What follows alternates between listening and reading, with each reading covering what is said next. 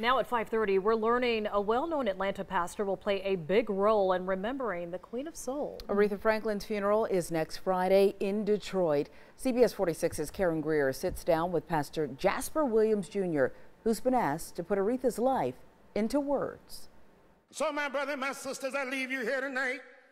His roots as a prominent Baptist preacher in Atlanta go back 5 decades. The old Jasper Williams way that God had anointed my life. Reverend Jasper Williams Jr. is now pastor emeritus at Salem Bible Church in Northwest Atlanta. The much sought-after preacher and award-winning gospel singer remembers growing up on the same street as the late Queen of Soul, Aretha Franklin, in Memphis. Her father, Reverend C.L. Franklin, was his mentor. Reverend Franklin was shot in like June of 1979, and he stayed in a coma for 5 years. So when Reverend Williams was asked by Aretha Franklin in August of 1984 to perform her father, C.L. Franklin's eulogy at his home church in Detroit, Michigan, Williams was not just honored, he was appreciative of the opportunity. Aretha suggested, well, the only somebody who has stood by Dad all these years has been Jasper Williams. But he wasn't the family's first choice. At first, Jesse Jackson's name came up because it was the time that Jesse had run for president of the United States, and to the whole world, he was a hot commodity at that time.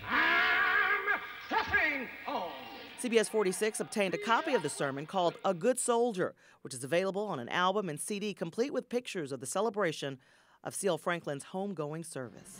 How he parented her in terms of making sure that her career was rock steady, so to speak, that her career was anchored properly.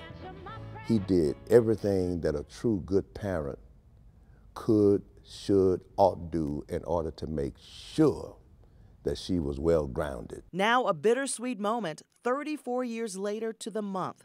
The prominent Atlanta preacher was asked by the Queen of Soul before she died to perform the eulogy at her private homegoing service. How do you begin to prepare to give Aretha Franklin's eulogy? Ma'am, I don't know.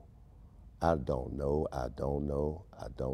To be able to give her justice in that pulpit when I tried to eulogize her. And while he prepares to memorialize a legend, he remembers Aretha as having a big heart. You know, Aretha had a great heart.